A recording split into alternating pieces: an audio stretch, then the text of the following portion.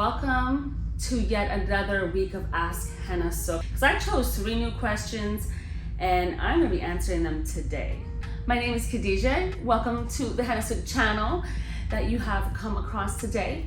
And I am a leading expert in henna hair color, Ayurvedic hair care specialist, and I do gorgeous henna and jaguar body art and have courses and regimen plans and everything that you need right at your fingertips. And also, if you need an answer to one of your pressing questions right now, we have a live chat feature on Hennasooq.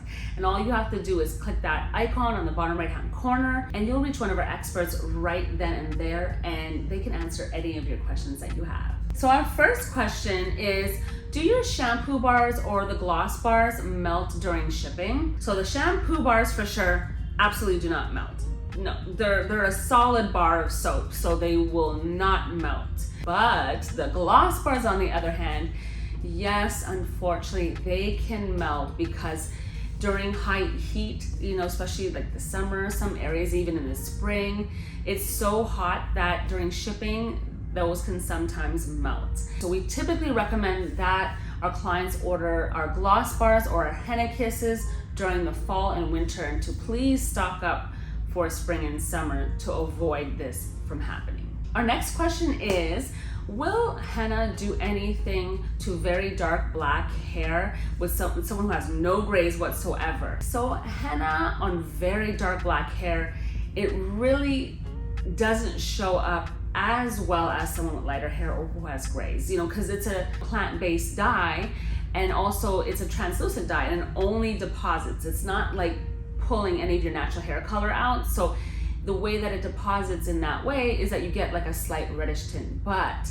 I will say, if you do decide to use henna and you want something that's very potent and it will get you the most possible red, you definitely want to use the Red Raj, because that's going to help give you a very good deposit because it has a very high dye content naturally.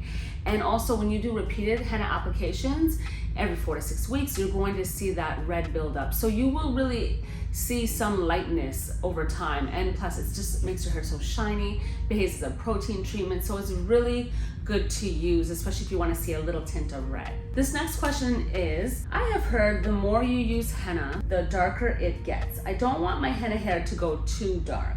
Is it best then to only dye basically roots? Is there a way to avoid the long-term darkening so it keeps like more of a vibrant copper tone? When you want a particular shade of red, I would first highly recommend that you don't use Indian henna powders, because those tend to go a little bit more on the dark side. Just naturally, it just kind of happens. If you love those coppery tones, yes, you could continuously just dye the roots, but I would still recommend that you do all of your hair, once in a while, like every second or third root application, to keep consistency of your hair so you don't have any lines of color, differences and whatnot.